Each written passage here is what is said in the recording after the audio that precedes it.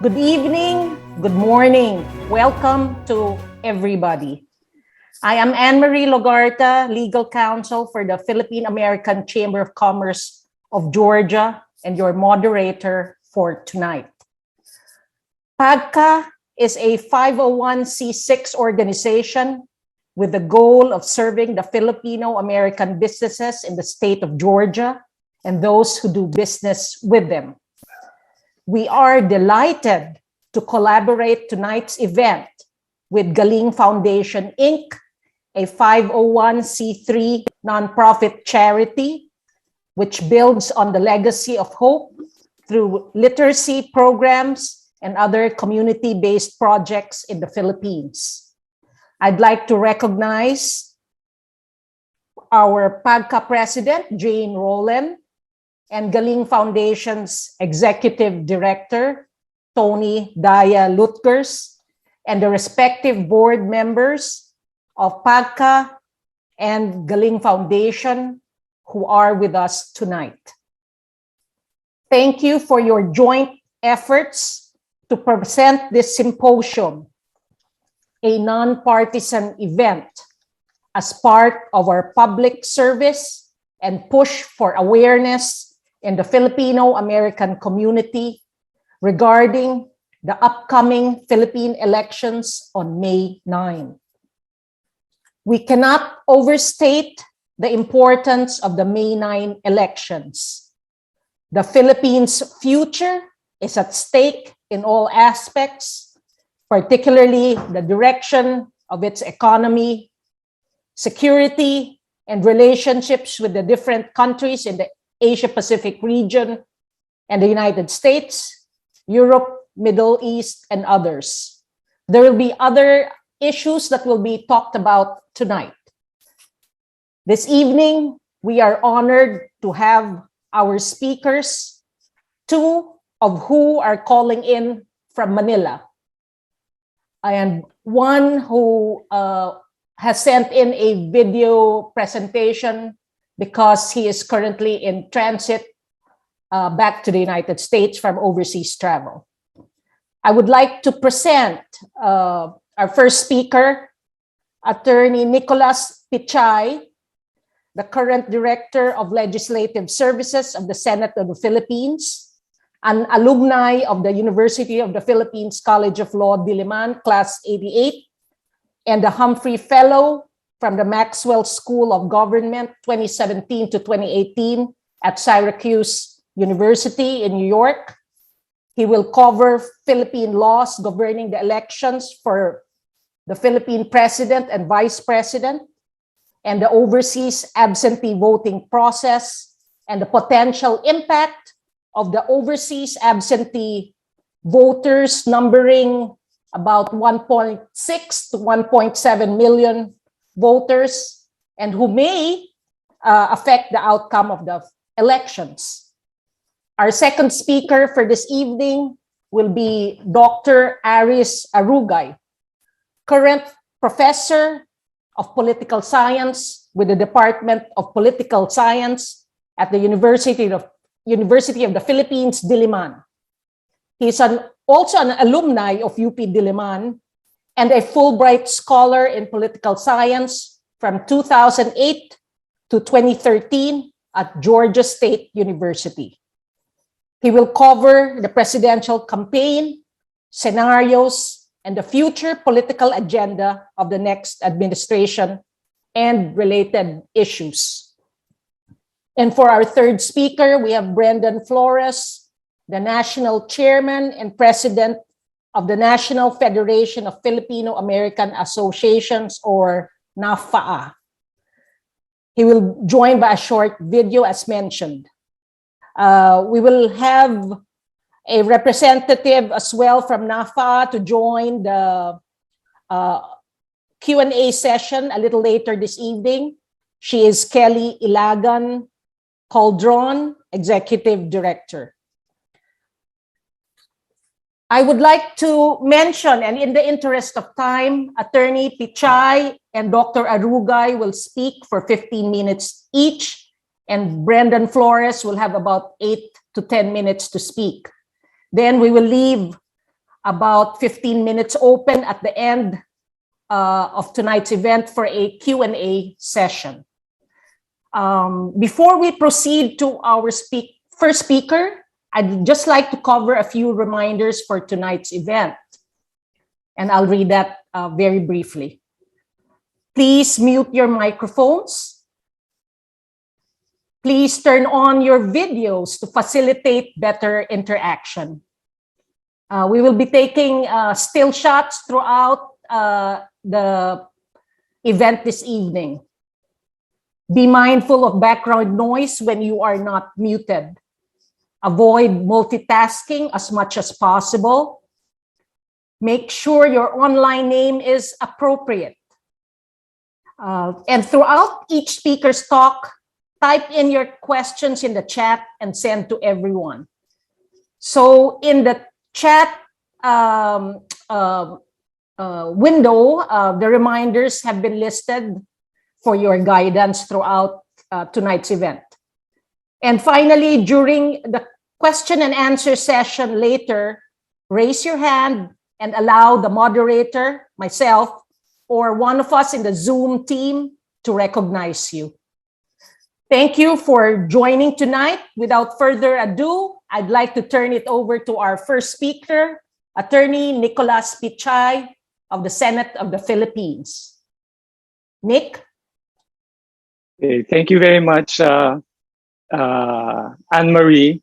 I was amused by the reminder not to do multitasking. Thank you for reminding me that as well, because that's one of the things that I always do 2 or 3 things at the same time.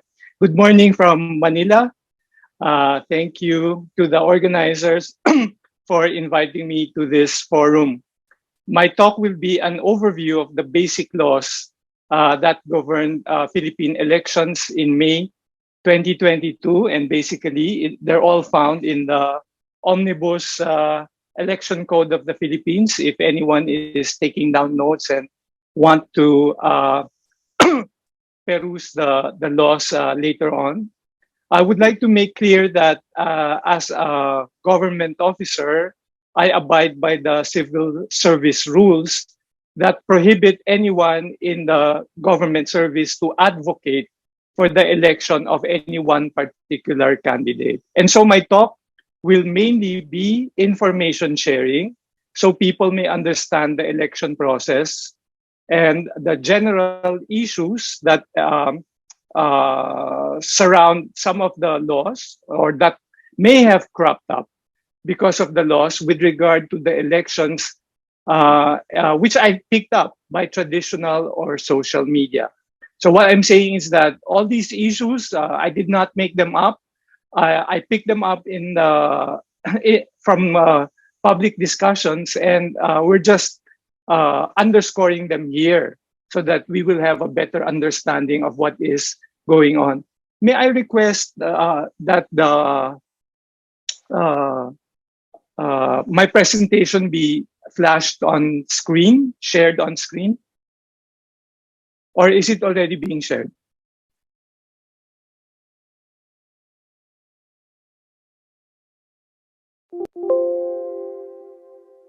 I feel that any election, in as much as it forms the core of representative leadership, is a sacred exercise essential to the democratic process. And therefore, knowing the rules relative to elections will contribute to voter education and awareness to guard against intentional or unintentional election irregularities.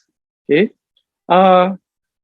For this talk, I will make reference to, well, a few things, no? An interesting election-related trends, who are qualified to vote, overseas absentee voting, those who are disqualified to vote. I will also briefly discuss the party list system in the Philippines, what are the stages in the conduct of elections, and then the general election procedure. And then a little mention about the election modernization law, which involves casting votes using a computerized system. And then, final notes and a little bit of a conclusion. Okay, so let me just check which. Okay, in 2022, there are roughly 67.5 million of the 110 million population in the Philippines eligible to vote. So that's a lot, no? There are more than 1.7 million registered overseas Filipino voters as of last count, more or less. This includes not only Filipinos in the United States or North America, but all over the world. No, I think in America there are.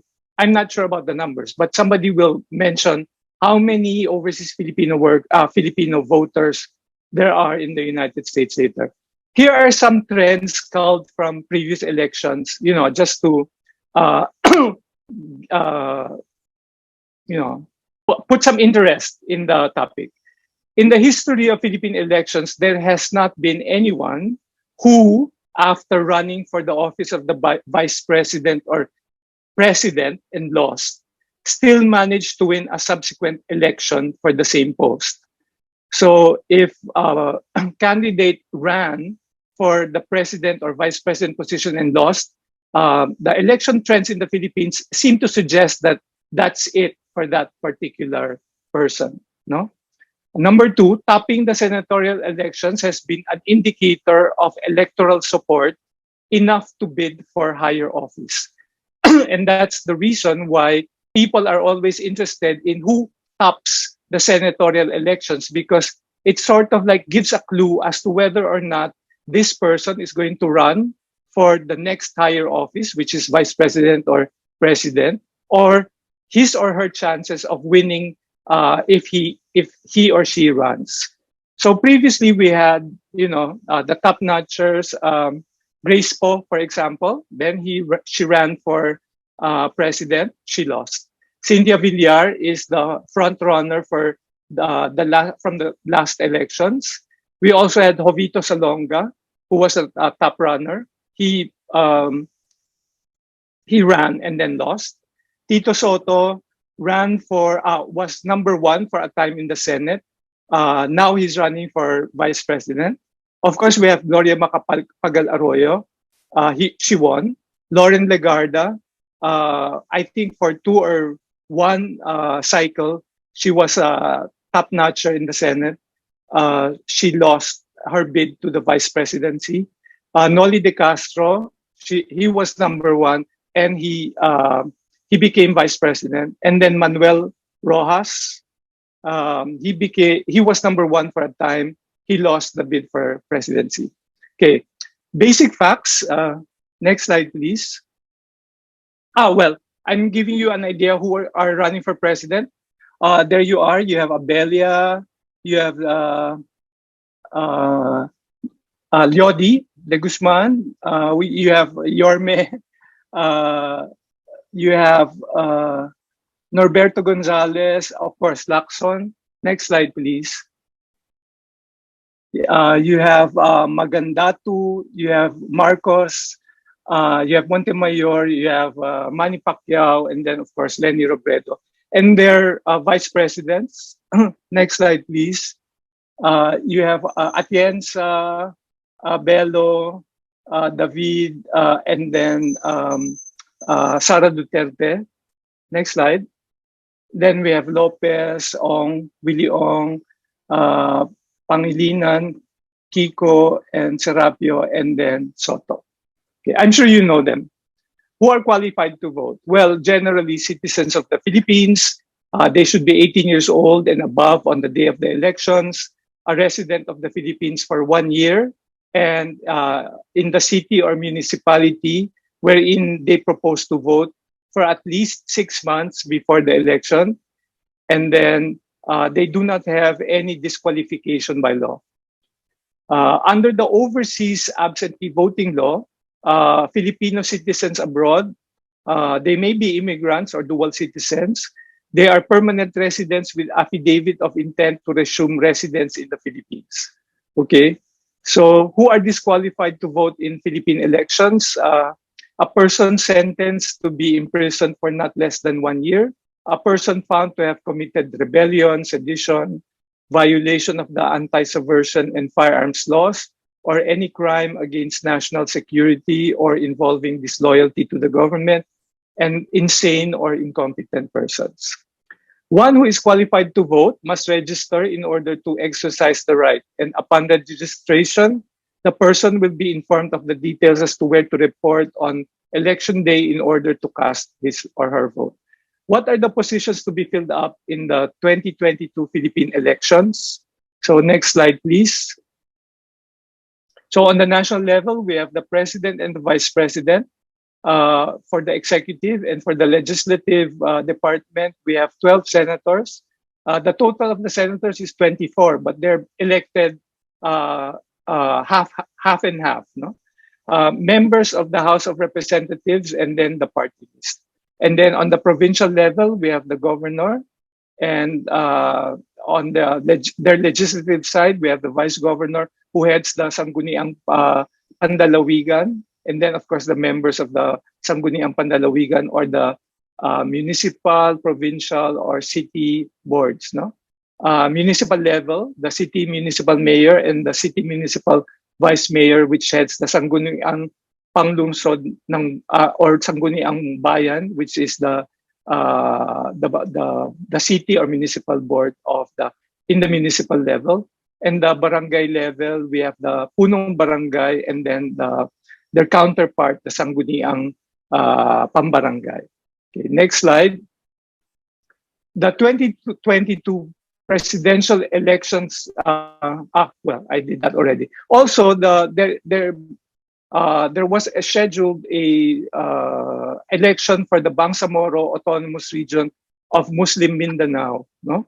As we know, the BARM, as it is called, covers 5 provinces: Basilan, Lanao del Sur, Maguindanao, Sulu, and Tawi-Tawi. And they are a special administrative region in the Philippines that are given a form of self-administrative body, which is the Bangsamoro Autonomous, the BARM, no, the BARM. Next slide. If you want to learn more about the BARM, there's a BARM explainer. This is the book. It's called the BARM, the laws governing the BARM. It's edited by Benny Bacani. No, just Google it and you will find this book if you're interested in finding out more about the BARM. Okay, let's go to the next slide. I'd like to discuss a little bit about the election of sectoral representatives. So there's a system that's mandated by the Constitution for the election of party list representatives to Congress. No, and this basically means that sectors who are grouped together and prove themselves to be marginalized or underrepresented can run under the sectoral representative system. So the definition basically of the party list is that it's a system, is a mechanism of proportional representation in the election of representatives to the House of Representatives from national, regional, and sectoral parties or organizations or coalitions. Component parties or organizations of a coalition may participate independently, provided that the coalition of which they form part does not participate in the party list system. So a party list either is a political party or a sectoral party or a coalition of parties, and a political party refers to an organized group of citizens advocating an ideology or platform, principles and policies for the general conduct of government, and which, as the most immediate means of securing their adoption, regularly nominates and supports certain of its leaders and members as candidates for public office. So basically, the party list system, at the core of the party list system, is a chance for marginalized or underrepresented sectors to be part of the legislative process through through Congress, through the lower house. No, we will discuss some of the nuances of this party list later on. Okay, next slide, please. There's an issue that involved the removal and/or cancellation of registration of a COMELEC person. No, next slide, please. Who may run a seat under the party list? Interest groups, indigenous people, special advocacy groups, political parties may field candidates under the party list system, which is a little bit of a complication, which we will find out later. The method of computation of seats is that the parties, organizations, and coalitions shall be ranked from the highest to the lowest based on the number of votes they garnered during the elections. So fairly pretty simple, no? Who garnered the highest votes, who garnered the lowest votes, they will be tallied and put in a list, and then the parties, organizations, and coalitions receiving at least 2% of the total votes cast for the party list system shall be entitled to one guaranteed seat, and this is called the qualifying seat. And then they will do another tally. And now, those garnering sufficient number of votes according to the ranking in paragraph 3 shall be entitled to additional seats in proportion to their total number of votes until all the additional seats are allocated, provided that not any one of them can have more than 3 seats. So one qualifying seat and 2 additional seats, that's the maximum. And then that's how they compute the winners or the elected candidates to the party list. Okay, next slide, please. The number of party list representatives is 20% of the total number of the members of the House of Representatives, including those under the party list. So at the moment, I think there are 50 slots for the party list system. Okay, and it always depends on the total number of the House of Representatives, which is determined by the number of electoral locations. No, how many municipalities there are, and provinces there are. Procedure in allocating seats for party list representatives, we already got that. I think I have 3 more minutes. So let's just move on very quickly. Registration day procedure, next slide. Okay, we have how may a member of the HR removed from office by expulsion with the concurrence of 2/3 of all the members of the House of Representatives, or by the electoral tribunal, either through an election protest or quo warranto proceeding. I mentioned this because there was a recent issue. Can we go one slide back? No, one slide. Here it is. The party list withdrew their support for Attorney Roque, who was the representative, the party list representative in Congress, and Harry Roque objected because he says that they cannot remove a party list representative. And the previous ruling on the matter is found in Abayon versus HRET that says that the party list representative who is elected in office is the one who is elected, not the party list group or organization he represents, which means that a party list organization cannot just remove a particular party list representative. They must go through the process. So next slide, please. And this is the process: by expulsion or by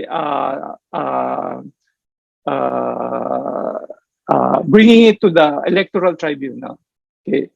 3 stages in the conduct of elections. Of course, there is for national level candidates, president, vice president, the election period covers 90 days before the pre-scheduled election day and 30 days after. The official campaign period lasts for 60 days and ends 2 days before election day, but this is different for local elections, which is just 45 days. Next slide, please. So this is the general election procedure, which is really very simple. You have registration. Let me check. We have registration, and then it goes through the system of qualifying the voters, and then coming up with a list of official voters list, and then they go to vote on the voting day. The votes are canvassed, and then the winner is proclaimed. Okay. There is in the Philippines, next slide please, election modernization law, and it's a voter registration and validation system that employs a computerized system, an automated counting and canvassing system, and an electronic transmission of election results. Okay, so they've been doing this since the last couple of elections. They've been doing it quite well, no? So some have pointed out, of course, vulnerabilities in this system, but the COMELEC is trying to improve that system and complying with the best practices in this regard. Okay, next slide, please. Okay, the emerging issues generally for the upcoming elections are the pandemic, no? So there must be a plan in the event where COVID cases rise and alert levels become stricter, because they will have COMELEC will have to figure out a way to do the elections despite the fact that there will be higher alert levels. So there is also an issue about the multi-party system. The effect of the multi-party system in the Philippines is that the winning candidate wins by plurality and not a majority, unlike dual party system where one of the parties will most likely or can have a majority vote instead of just being a plurality vote. The practice of allowing aspiring senators to run as guest candidates under two or more parties is a little bit confusing. And maybe I will tell you a background on this. At present, a senator, for example, who is running under his party can run as a guest party for another candidate running for president or vice president coming from a different party. And therefore, it's a little bit confusing later on because when the election votes are counted, there might be difficulty counting in the Senate who is a member of the majority party and who is a member of the minority party. Okay, and then there is also an issue about the party list. A lot of people have commented and have observed that too many party list aspirants instead of representing the marginalized are actually not marginalized individuals or sectors. And then, of course, the issue that has been haunting the Philippines for such a long time now, the political parties. There are many candidates to various elective posts coming from the same clan. Okay, so my last slide. I would like to mention also this study, the psychographics of study, psychographic study on the voting behavior of the Cebuano electorate. No, it's very interesting because they came up with a study that analyzed what a typical voting region. The qualities of the candidates that a typical voting region will vote into office, and it may be positive, no, because the ones that they like are the ones that have a heart for the poor and the needy, the ones that can provide occupation, the ones that have a good personality character, and the ones that have good platforms and has no issue of corruption, etc. No? So the study shows that the electorate seems to veer towards positive candidates with positive qualifications. Now, will this govern the results of the next elections? I don't know. Okay, next slide, please. So conclusion, no?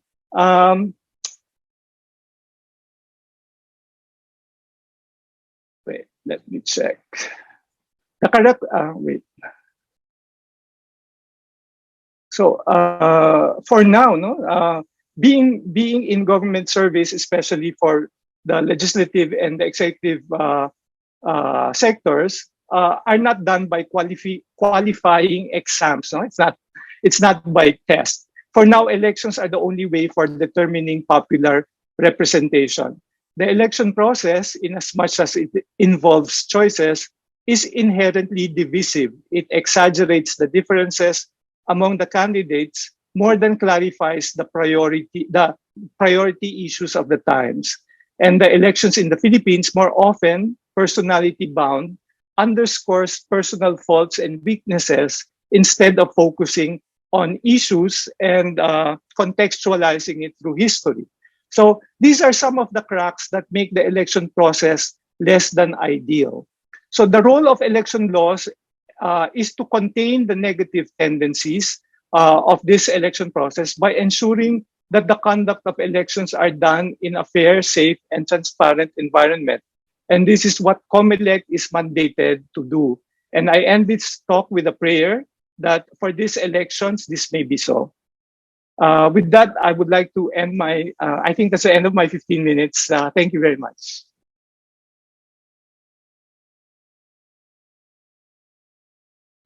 Thank you very much, Attorney Pichai. We appreciate your talk this evening. In the interest of time, we will now turn it over to our second speaker, Dr. Aries Arugay. If you have questions for Attorney Pichai and for Dr. Arugay, can you please type them in the chat window? Thank you, Dr. Arugay. Thank you very much, Anne-Marie. Good evening to everyone. Magandang gabi po. At good morning to Attorney Nick, who, like me, are currently in Metro Manila. I'm currently in Quezon City, near the University of the Philippines Diliman campus.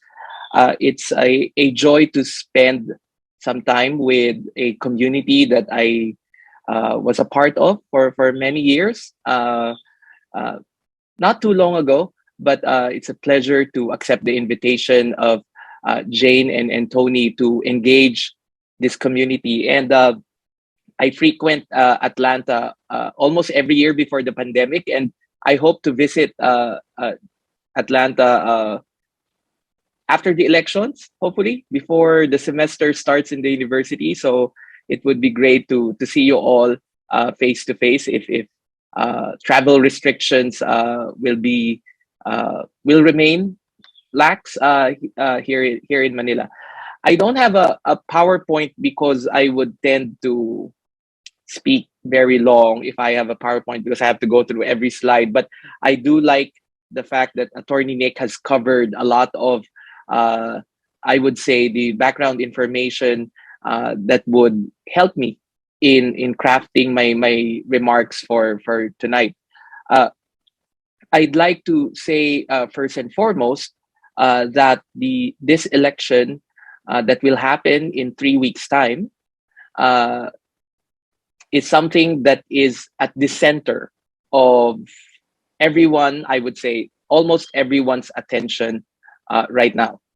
There is no other topic that is being discussed, whether it's in the streets, on social media, on mainstream media, on households, except the upcoming elections.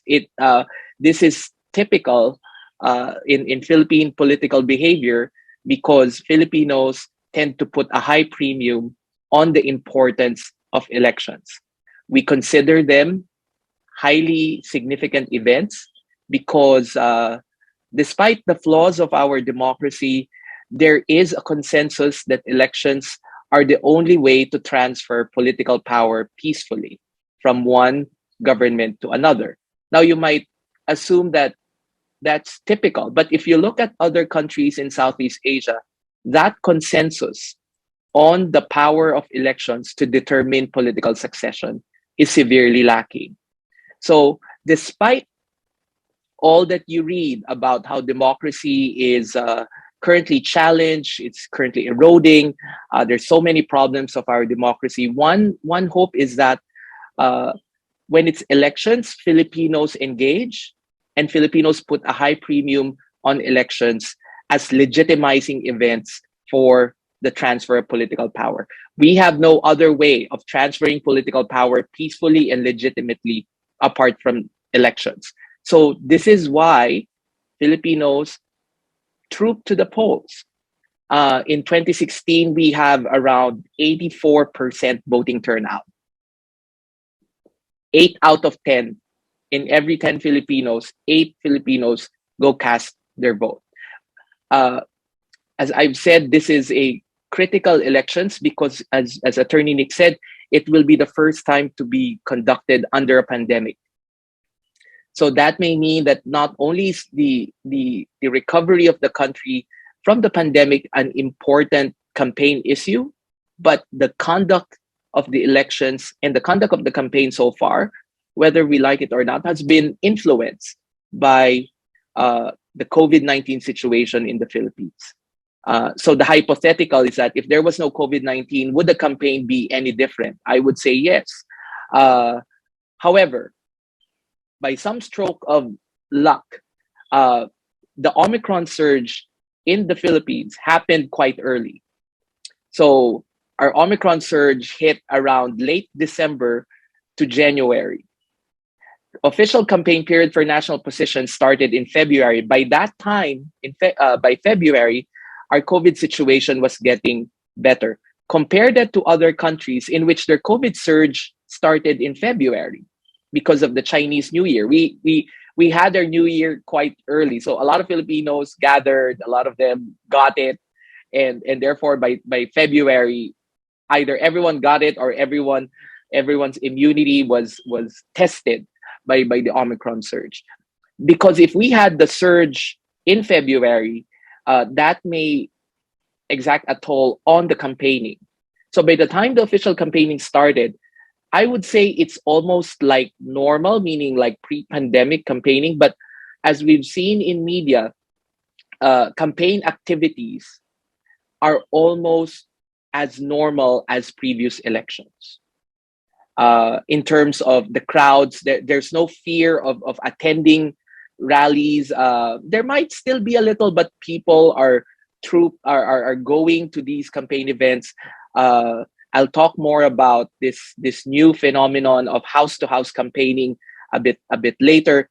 But as I've said, I have 3 descriptions for the upcoming elections. First is that they are critical. Second, that this is an election where Filipinos are mobilized. And finally, that this election has polarized Philippine society. So let me go through those 3 characteristics. Apart from that, this is the first elections under a pandemic. This is quite critical because not only are the next 6 years going to be determined by the elections, we know that in Philippine politics, the elected president has so much power to dictate the trajectory of the Philippines the next 6 years. Given our weak party system, there's so much power being given to the elected person that is the president. So there's so much attention, of course, on the presidential elections at the moment. It's also critical because what is also at stake is the legacy of outgoing President Rodrigo Duterte, who has become both famous and infamous for a number of reasons. But a lot of his policies are also going, the elections, I would say, is also a referendum on a lot of these policies. Controversial policies that range from the bloody war on drugs to the anti-communist purge. I would call it as such, to his inability to process dissent and criticism against his opponents, to his foreign policy positions, particularly the way that he has engaged powers such as China and the United States. So all of these will matter, because the next president could either just continue these policies, totally veer away from them, or maybe a combination of both. And as we have seen from the major presidential candidates, that they have their policy positions are really reactions to the Duterte policies. It's also critical because, as I've said, what is also at stake, I think, is the fate of Philippine democracy. Unfortunately, under the Duterte administration, by all measures of the quality of democracy, all of them have declined under the Duterte administration. You can verify this. You go to Freedom House.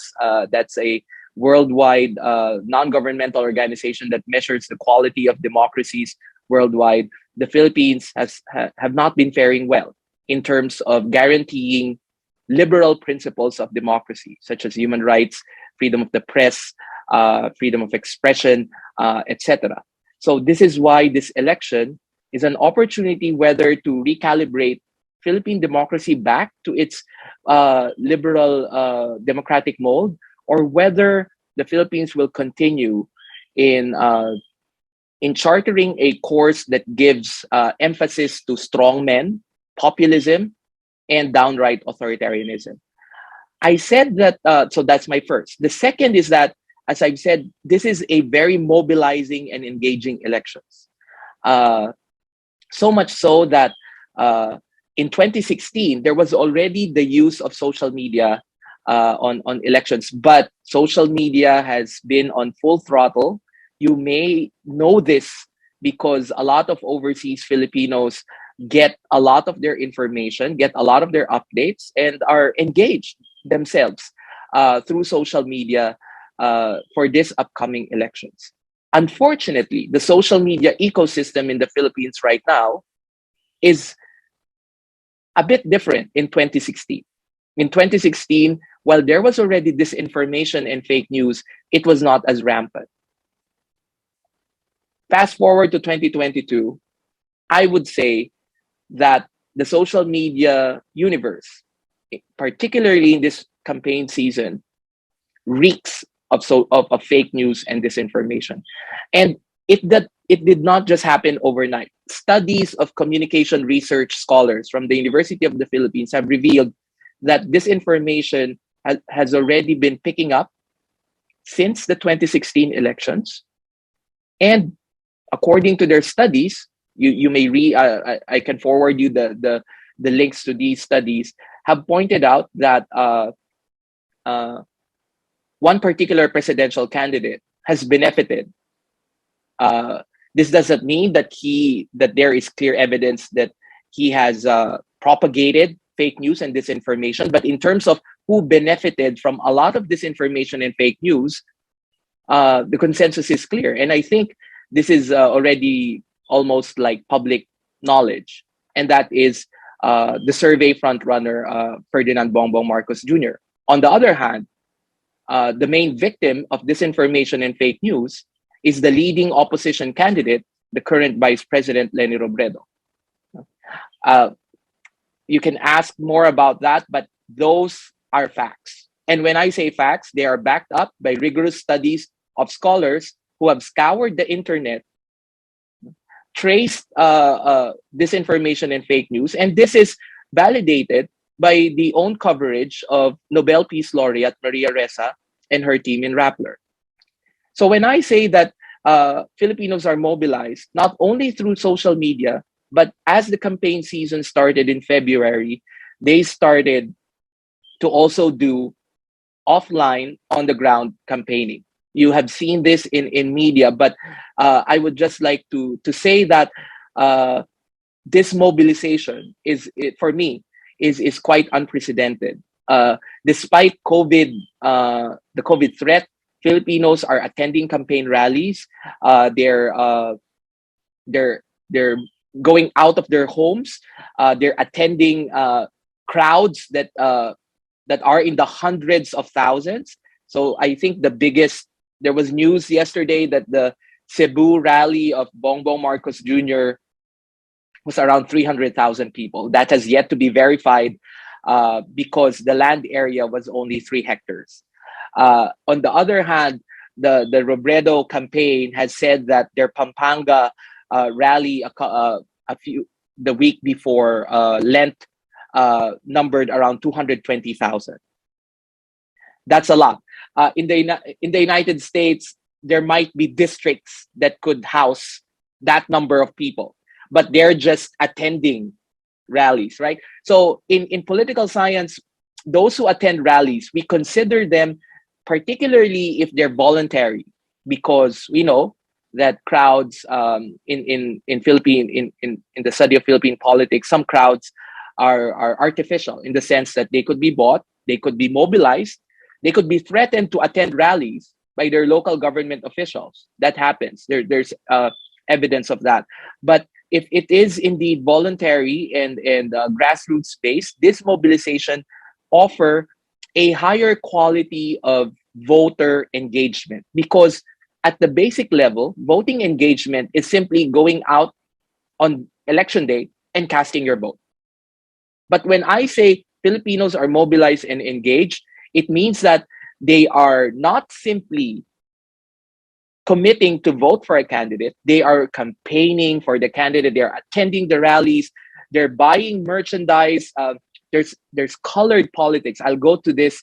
I'll segue to my third description, which is polarized. At present, there is a polarizing dynamic in the Philippine elections. While, as Attorney Nick said, there are 10 candidates, but as I have analyzed, what the election seems to be a two-cornered fight, a rematch of the vice presidential race in 2016, despite what the other campaigns, like the campaign of Isko Moreno, Ping Lacson, Manny Pacquiao, offering themselves as another choice. Survey numbers, as well as the crowds that are gathering, as well as the endorsements of major organizations, institutions, professions in the Philippines have tend to either side with Marcos Jr. or with the incumbent Vice President Leni Robredo. Right? So there's even a color dynamic here: red and green for Marcos Jr. because he's running with Sara Duterte, and pink for Vice President Robredo. This polarizing tendency, I think, has something to do with what has happened in Philippine politics for the past 6 years, but it has also something to do with the representations of the candidates. Marcos Jr. and Duterte not only represents continuity of the Duterte administration, but they represent, I think, 3 things. And this is my analysis as a political scientist. They represent dynasty. You're talking about 2 offsprings of previous Philippine presidents. Now, we had in the U.S. you had George W. Bush, right? But this is and then Hillary Clinton ran as the wife of a former president. But having the president and vice president running as a tandem, who basically are running because of their pedigree, more than their track record and achievements, tell you that in the Philippines, politics is an all-family affair. And if Bongbong Marcos wins the elections, he will be the 3rd presidential offspring to become president. And if their plan goes well, if Sara Duterte will run in 2028 as president, that will make her the 4th. We may be the only country that has had the most presidents who became presidents simply because they were children of previous presidents. What does that tell us about democracy? I'll leave that question on that. So they represent dynasty, they represent authoritarianism, autocracy. because we know that the parents of these candidates became presidents and has instituted non-democratic policies in the country. We know martial law, whatever disinformation has been sold on social media, does not erase the fact that martial law was a dictatorship. And under Rodrigo Duterte, Philippine democracy, as I've said, has eroded. And finally, they represent impunity. So it's dynasty, autocracy, and impunity. Until now, accountability has been elusive for a lot of these politicians. And their choice of slogan of unity, actually, for me, in my opinion, evades questions about accountability and justice. On the other hand, and this is why I'm saying polarizing, the Robredo campaign represents the opposite of those three. Robredo does not come from any of the major political dynasties, even if her accusers are linking her with the Aquino dynasty. Right? There are no clear connections. No Aquino is running for office in this election, but a Marcos is running, a Duterte is running. Right? Second, that she represents more liberal principles, championing human rights, engaging people's consultation. So much so that her campaign is called the People's Campaign. She has not gotten a lot of local government endorsements, but she got the endorsements of people's organizations, civil society organizations. She got a lot of endorsements from, surprisingly, the Catholic Church, as well as Philippine civil society. And I think and this is why this election is so polarizing, because, as I would say, the choices are polar opposites. So at the end, I think this election represents, and I'll end with this, where is the collective conscience of the Filipino people? And whoever wins on May 9th will be a damning verdict on what is it that binds us as a republic. So the choice for me, I think, while of course I'm like Attorney Nick, I'm also covered by civil service rules, but as a political science professor, my job is to analyze politics. If that is interpreted as being biased, then I'm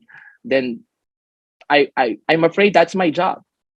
But I'll end by saying that the upcoming elections will be about the soul of Philippine democracy, our collective conscience, and what principles binds us as a republic. And there is a stark difference in the two leading candidates. And I do hope that the Filipino people makes the right choice. I'll end with that. Thank you. Thank you very much, Dr. Arugay, for your very insightful comments this evening. Very thought-provoking. It over now for the short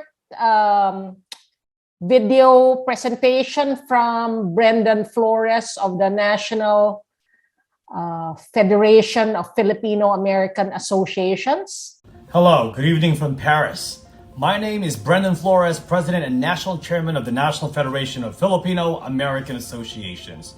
It is a great pleasure to be here, so thank you to all the hosts of the 2022 Philippine Presidential Election Symposium for inviting me to speak. As you are all well aware, the Philippines will hold its next national elections on May 9, 2022. Filipinos all around the globe, including those in the US, will be given the power to vote for who they want to lead the Philippines for the next 6 years. There's no doubt that Filipinos and Filipino Americans have made an imprint around the world, especially over the past few years. Here in the US, it continued to be of great importance to continue to hire Filipino healthcare workers from the Philippines during our challenging battle with COVID-19. From our great contributions in the hospital as frontline workers to our ever-increasing purchasing power worldwide, we have quite a voice. And our voice will continue to grow, and mark my words. As a united Filipino and Filipino-American community, now it is our turn to help make a positive difference in the lives of our fellow Filipinos by choosing to vote for a leader for the Philippines. So we urge those who are dual citizens living in the U.S. to be engaged.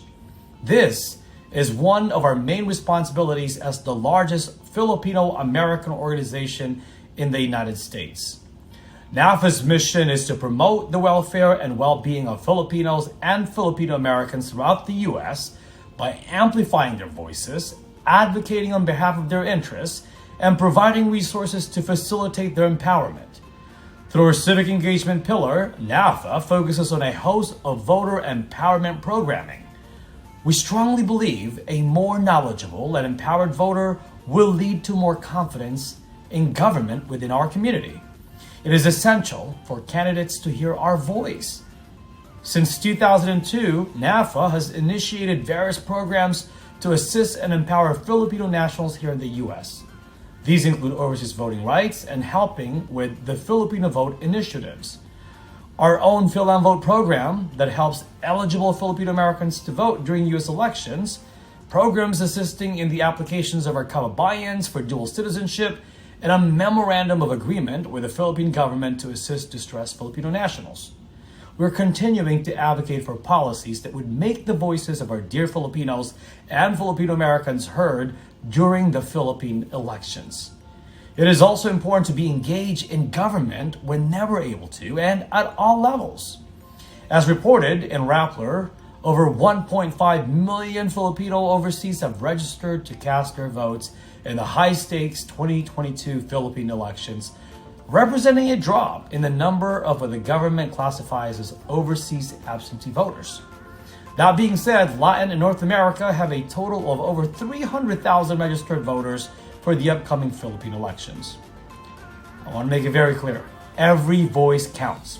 I've been asked to speak to the issues of concern that Filipinos and Filipino-Americans here in the U.S. are looking at when deciding to vote for a candidate.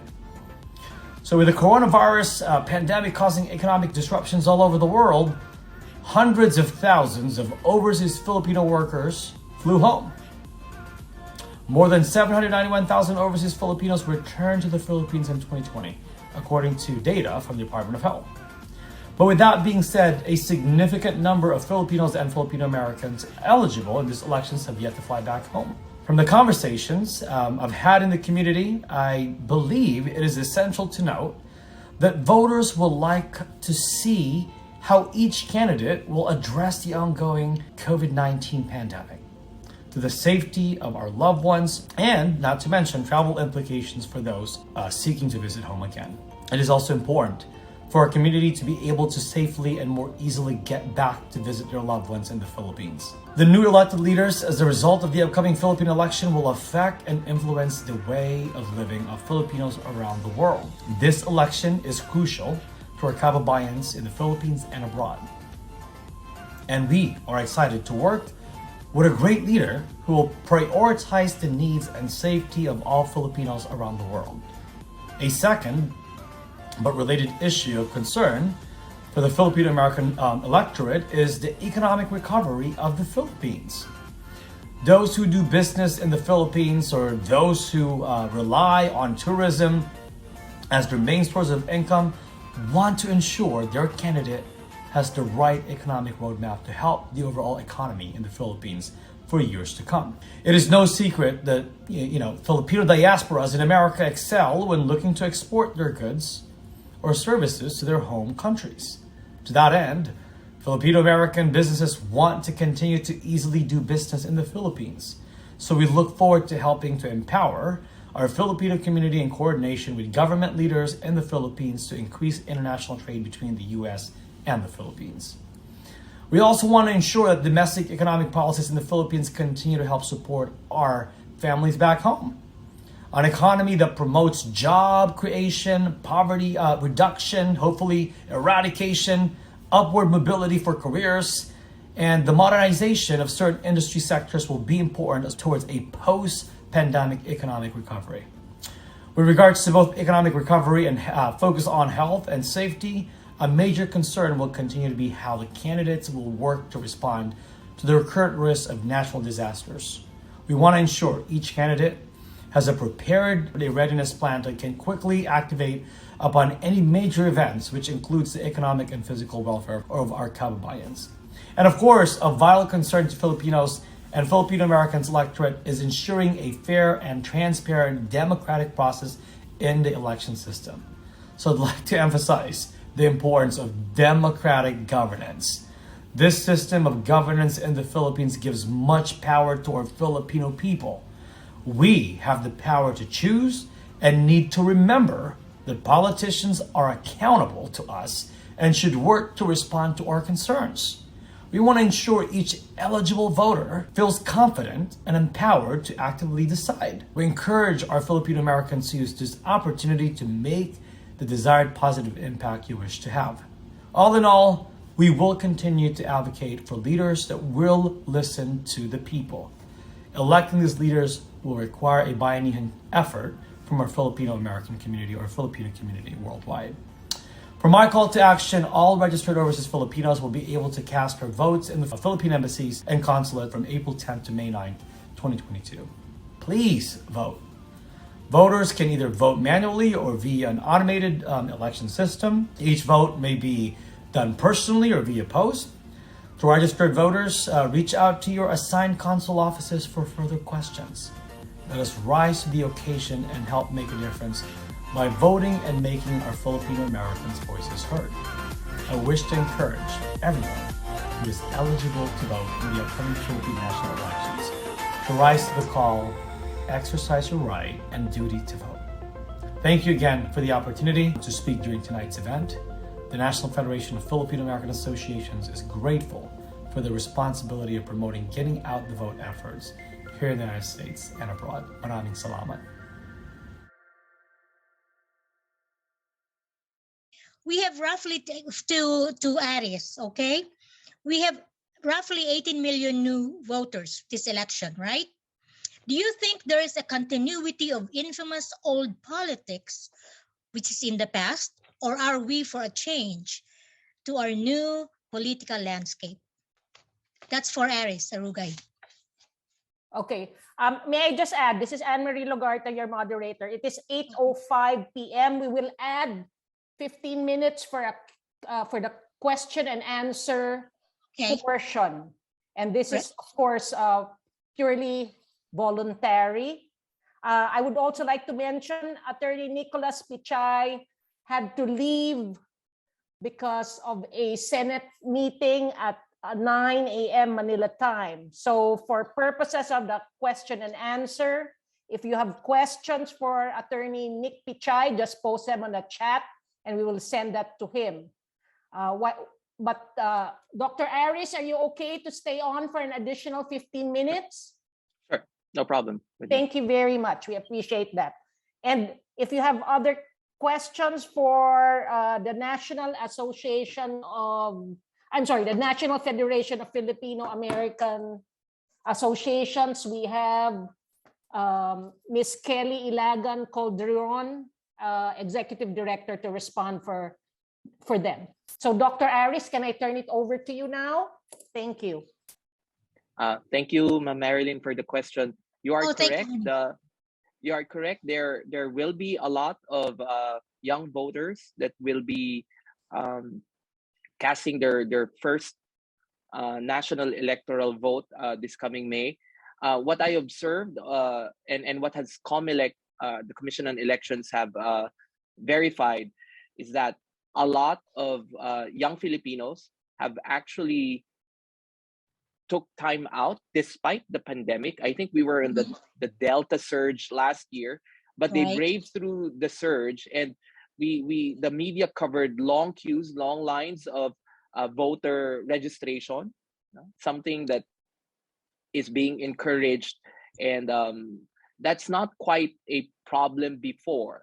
Filipinos would always register, unlike in the US, that has always been the challenge, like encouraging people to come out and register in order to vote. But that's not really an issue in the Philippines. But what I observe is that a lot of these young Filipinos, I think, and I would say also from other age groups, really took time, braved through the pandemic, registered or got activated.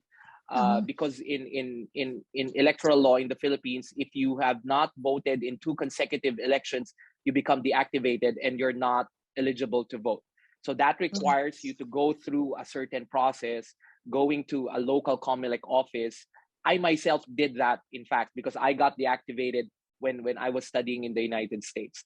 What happened is that because a lot of Filipinos got registered or activated, COMELEC actually exceeded its estimate of the number of eligible voters. I think at first they pegged it at 62 million, but as you know, the number is actually higher. It's around 67.5 million voters. So they did not anticipate that a lot of people will actually register. A lot of these are young Filipinos who were negatively affected by the pandemic, who suffered through what I call non-evidence-based policies of the Duterte administration during the pandemic. A lot of them lost their jobs. A lot of them couldn't get jobs. A lot of them whose education has been negatively affected by the pandemic. So they see the election as a way of using it to exact political change. Now, some surveys reveal that a lot of them tend to favor the survey frontrunner. However, there's so much survey skepticism right now in the Philippines. I myself don't like the fact that surveys are being undermined, because in political science, this is our bread and butter. We assume that surveys are done rigorously and scientifically, and therefore we have to believe in the results, in so much as surveys have limitations as well. But that's science. Science is not perfect, but in a way that we could have some good faith on the rigor of the surveys.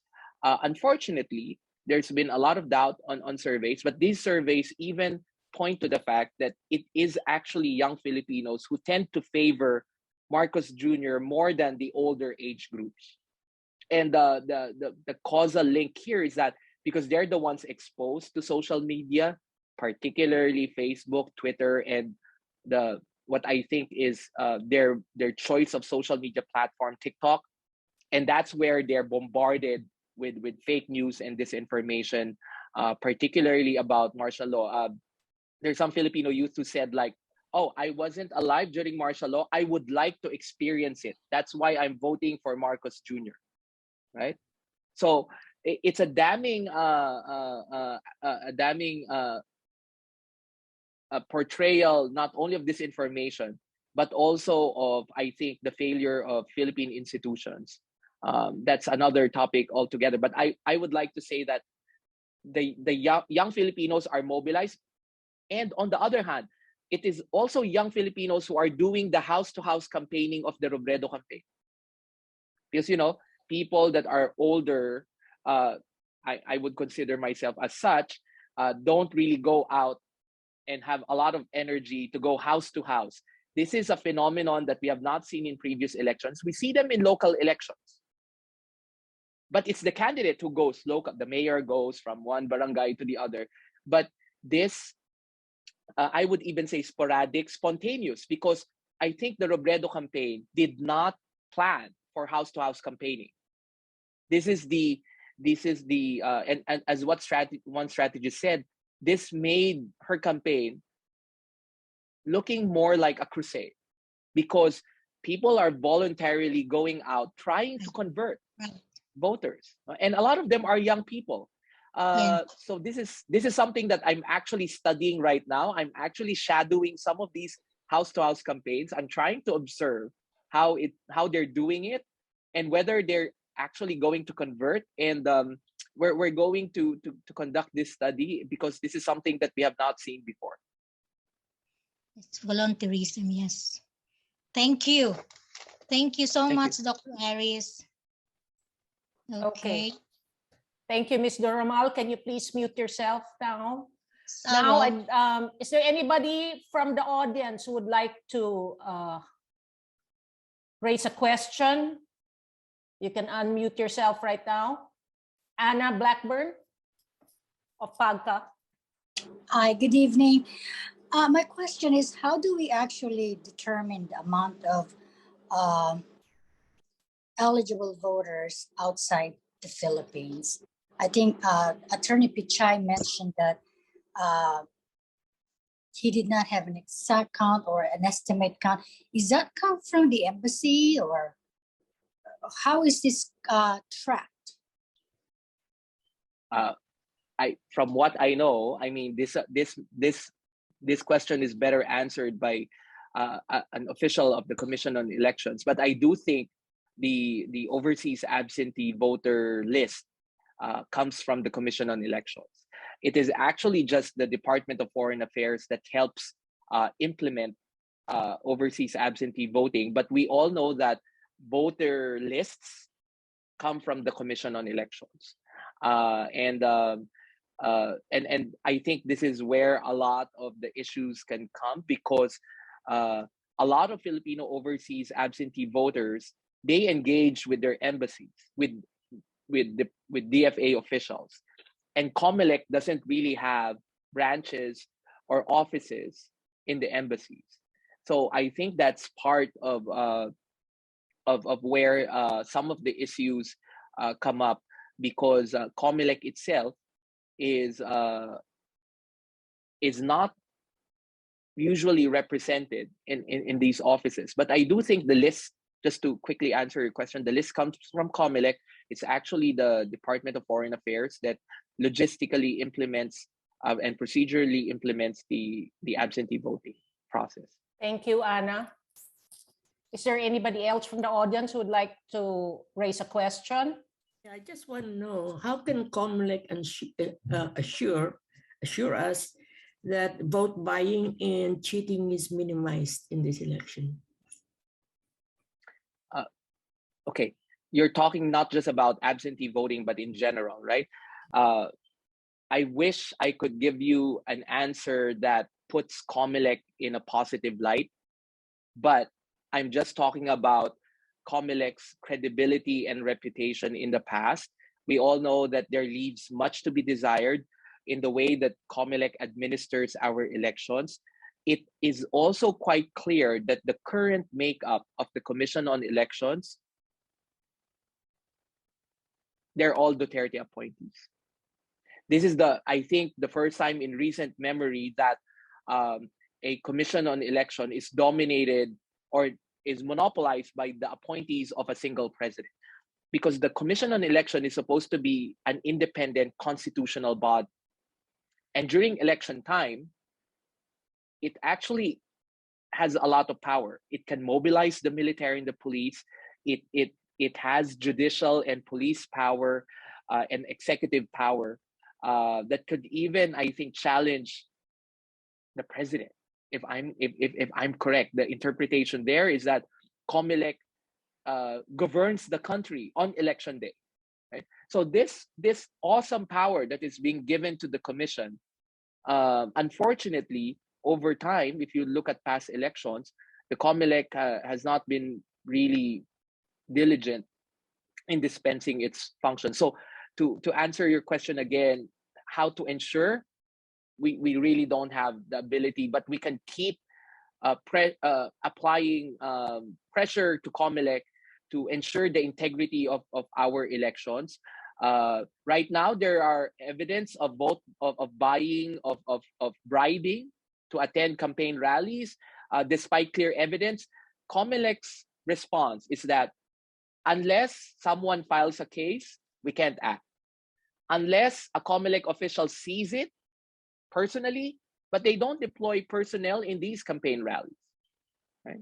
So this very, I would say, reactive stance of the COMELEC, and at the end, its inability to even compel all candidates for the presidency and vice presidency to attend its own debates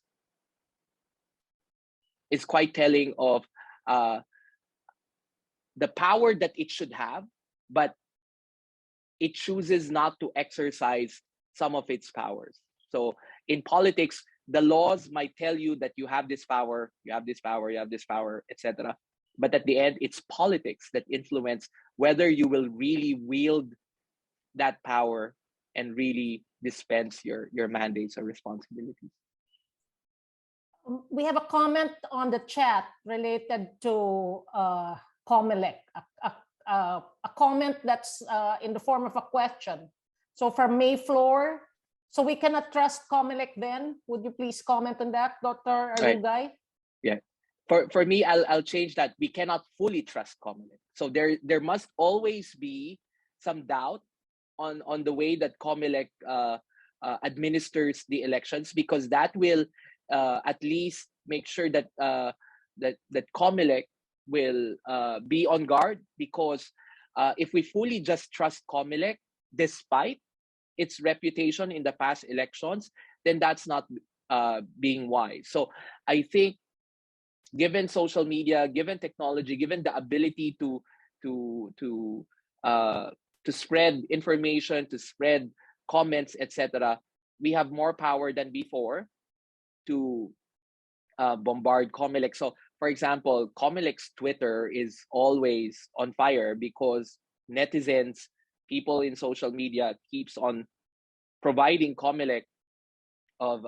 So, for example, during the campaign, there was this video that wherein COMELEC officials were actually taking out campaign posters of a particular presidential candidate, but certain videos show that they're only doing it in one campaign, the Robredo campaign. In fact, they're not doing it with the other campaigns, right? Yung Oplan Baklas.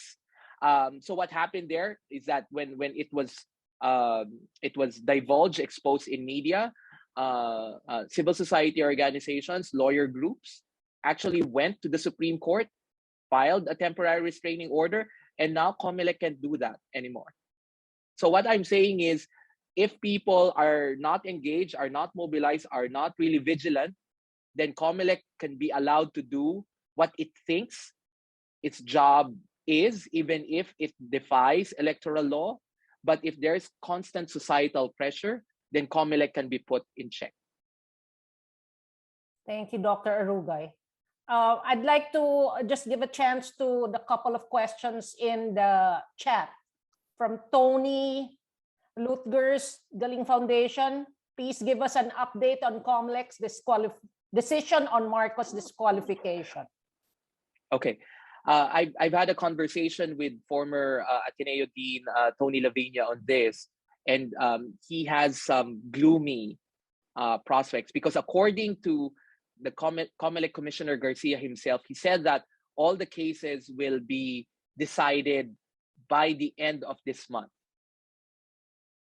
So we're talking about 3 major cases, 2 disqualification cases and 1 nullification case or withdrawal case.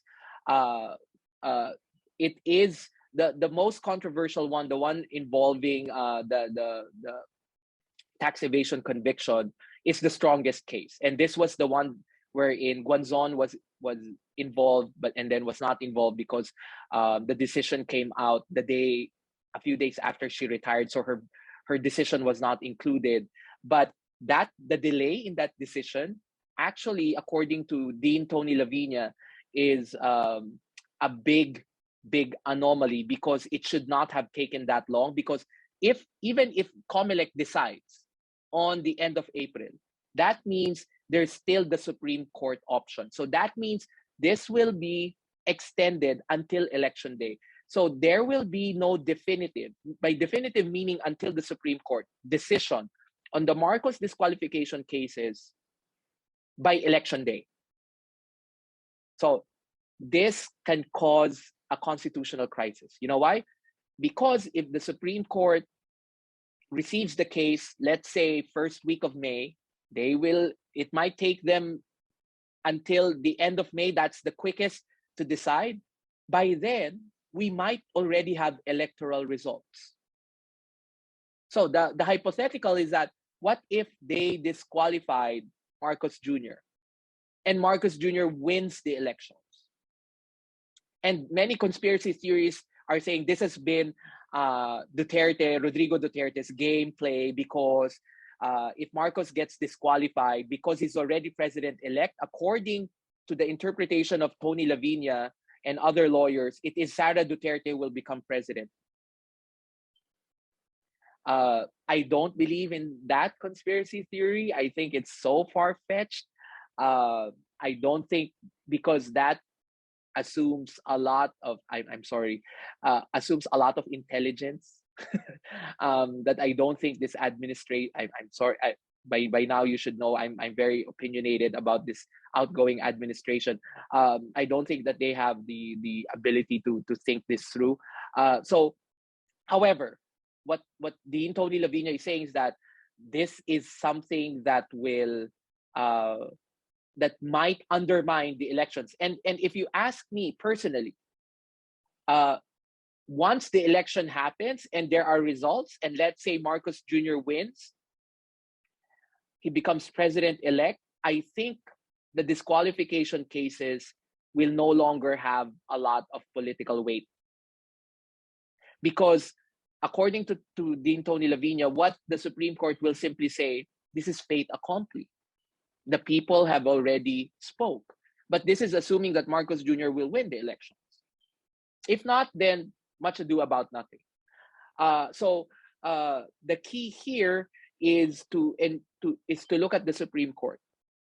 And unfortunately, it is dominated by Duterte appointees. So this is where Duterte's own political logic might come in, or that the Supreme Court justices may not even care about Duterte anymore. Because after all, why do they need to be loyal with an outgoing president?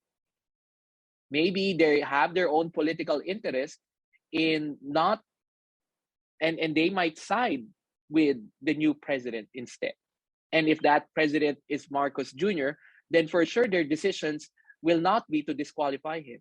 So all these is highly political, but I do think COMELEC has dropped the ball here. They should have decided on these cases pretty much earlier than, for example, during the Gracepo disqualification cases in 2016.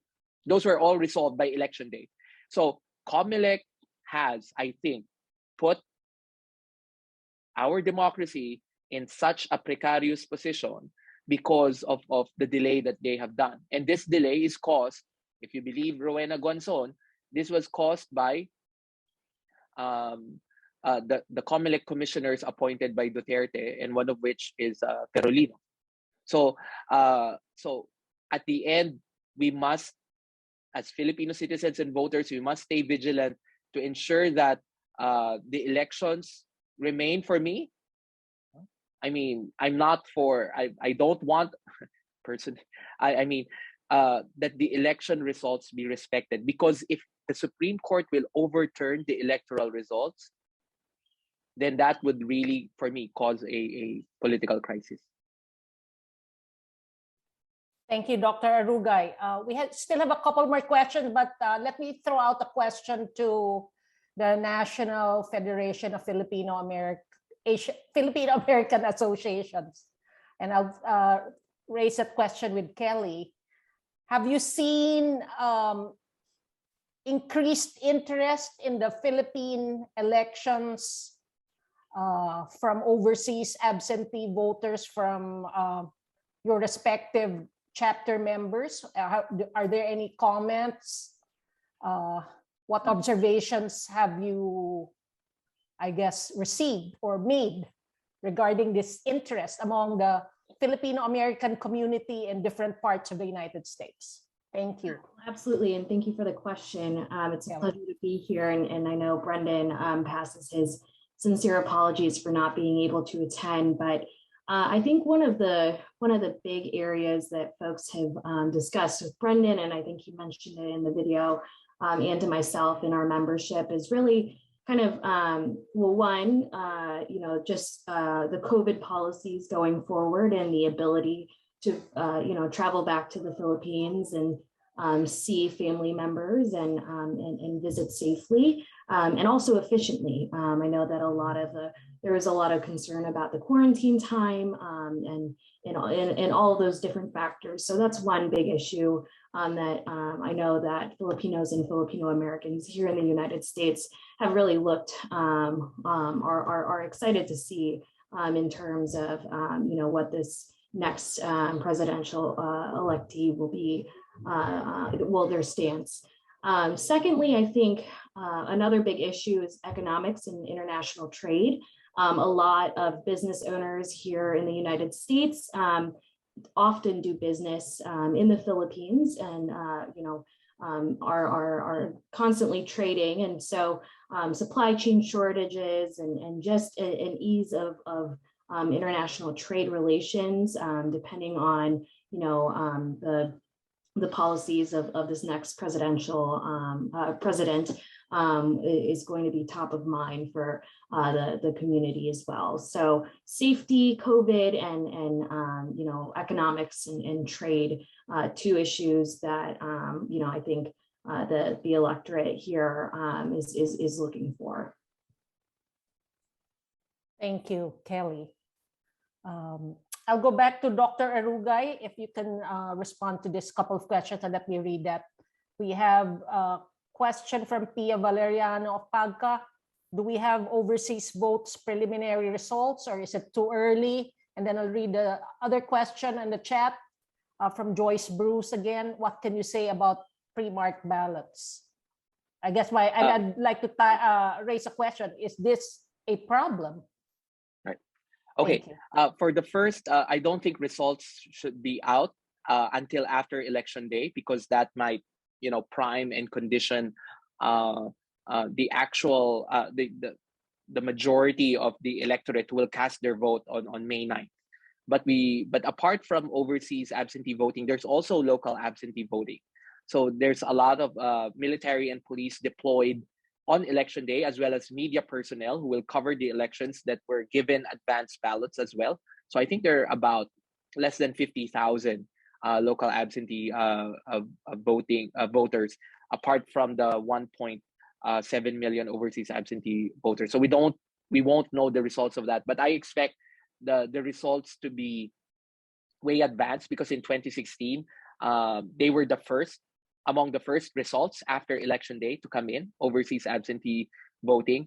But as I've said, I don't know the voting turnout with these overseas absentee voting for this type of elections, because in 2016 we only had around less than 20%. I think it was 17%. So, but if we see a higher turnout, I think that's a good sign, because that means overseas Filipinos are engaged and really took the time.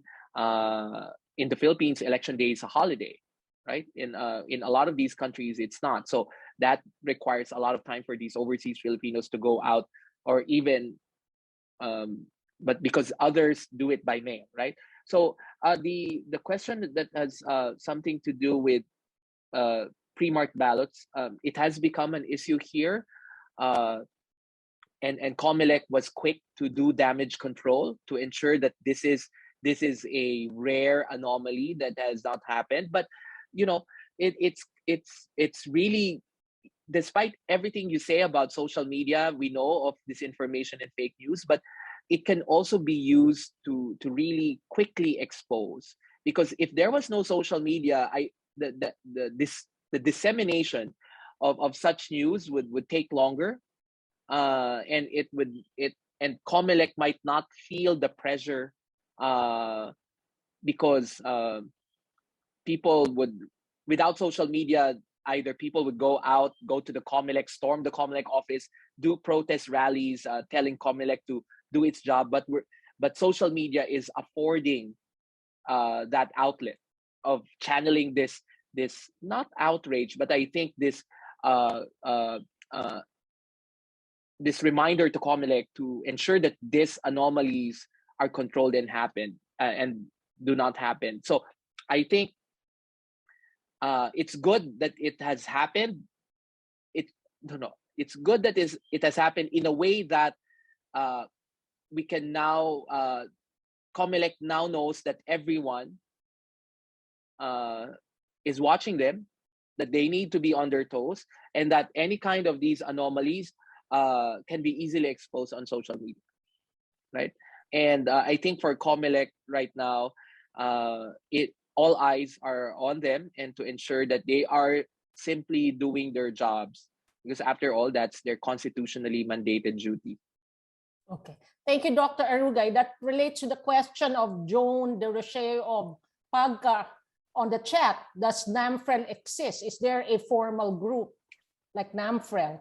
Which Right. groups are watching to ensure safe and honest elections? Because you said that COMELEC is aware that everybody's watching them, but can Right. you provide us some information on that? Right. Yes, we know from history that it is NaFFAA that is the main citizen arm for election integrity. But I think over the past couple of national elections, NaFFAA's ability has severely been diminished. It no longer is the NaFFAA that we know from 1986 onwards. There's a lot of factors. Some people point to the leadership. It used to be Joey Concepcion, and this personality of Concepcion really guided NaFFAA through the years. There was no smooth transition, I think, to new leaders that will shepherd NaFFAA to the right direction. It also has engaged in some partisan activity in 2004, and that diminished a lot of its reputation. But there are now other groups, and I think the biggest one would be PPCRV, the one that's church related, the Parish Pastoral Council for Responsible Voting. And as I've said earlier, I have not seen the Catholic Church engaged in this in any election in recent memory. We have not seen this in 2016. We have not. I don't even think we saw this in 2010. A lot of church members are coming out, and well, this is already public knowledge. I was in fact consulted by Caritas, a major church-related non-governmental organization, because they're actually going to do house to house. But instead of campaigning for a candidate, they're going house to house in order to educate voters and to make sure that they make a moral and values-based choice on election day. So they will do this, I think, starting on the last week of April, which will be next week, until the first week of May. But, if that is the frame, as a political analyst, I would think that it's quite clear who are they asking people not to vote for. Because as I've said, it's quite clear. The choice is quite clear. I mean, it couldn't be any clearer. In 2016, it wasn't much so. But here it is quite clear. So I think the church is really bothered about the elections, and that even without a cardinal sin, they're now coming out. I've not seen this until since the years of cardinal sin. Okay, thank you, Dr. Arugay. Let me just read another question in the chat. And it's also for public information, I guess. From Philman Campanano, I'm a dual citizen. How do I register for absentee voting? Can they still register for absentee voting? Is it automatic that we will receive an absentee ballot? How do we change address if we move? Thank you. As far as I know, one has to register with the Philippine Embassy or consulate where your city or town falls under. So I don't know if you could add to that, Dr. Arugay. Yeah, I'm not really quite familiar with the process itself, but I do think that just like voting registration in the country, it usually is pretty early. So I think for us, it was about September last year that registration, that was the deadline for registration. I assume that it has the same process. You can't really just register a few days before election. Because why is this so? Because COMELEC needs to produce the number of, they can't overproduce the number of ballots. Because you know why? Because that has been the ploy before for electoral fraud, is that there are more ballots than actual voters. So in other words, how COMELEC behaves right now, this very stringent process, is informed by decades and decades of electoral manipulation and fraud. Because the default assumption is that COMELEC is not an honest administrator of elections, right? And the same goes with, and this is why even with that anomaly of a pre-shaded ballot, people are already up in arms because that's the reputation of COMELEC, is that it's always up to something that will, but it also tells you that Filipinos really guard their elections zealously, that they really want to make sure that elections are going to be conducted in an honest, free, and fair manner.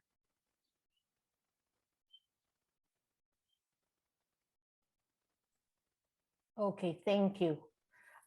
It's 8:39. I'll take a last call. One more question for Dr. Arugay, then a couple of announcements before we close. Is there anybody who would like to raise a final question for Dr. Arugay? We have Arjo Turner of Galing Foundation, PACCGA. Hi, Attorney. Hi, Dr. Aries. I would love for you to be Attorney Aries too. You know that. Well, from the interest, especially of the academe, you work with the academe. How can you say about the engagement across the political parties? Because it's a very much crowded political party and season and stuff.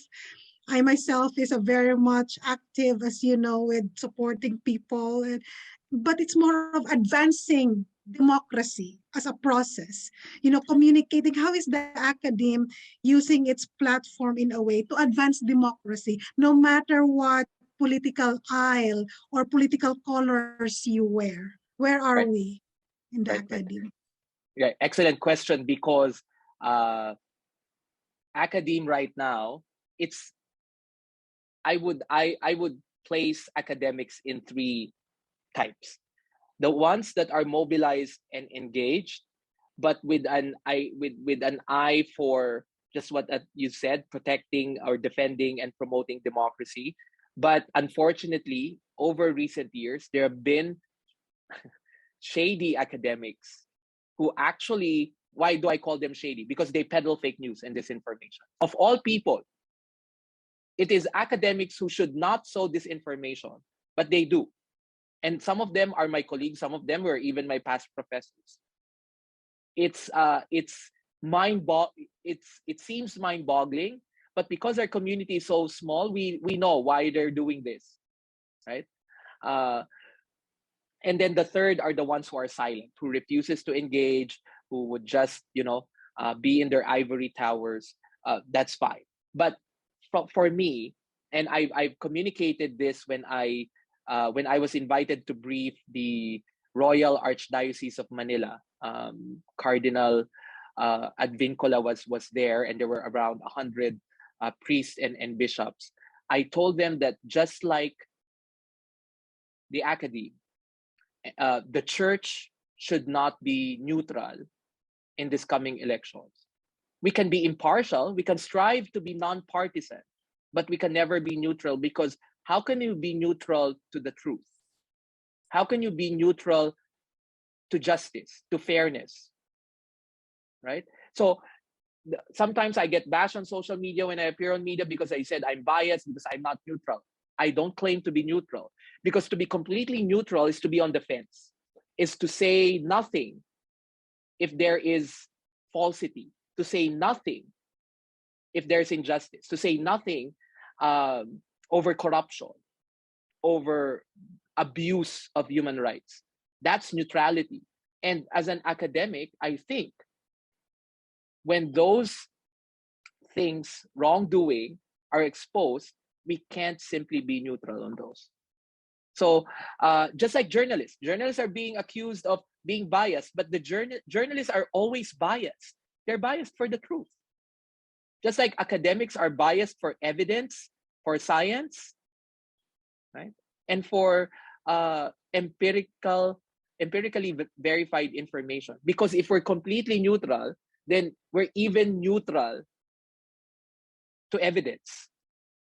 We're always going to be in the fence, right? So a lot of academics, I think, I've noticed, that have come out and really are doing everything to educate voters, to make sure that voters are informed more than being directed on whom to vote, right? Even though I'm asked constantly, who should I vote for?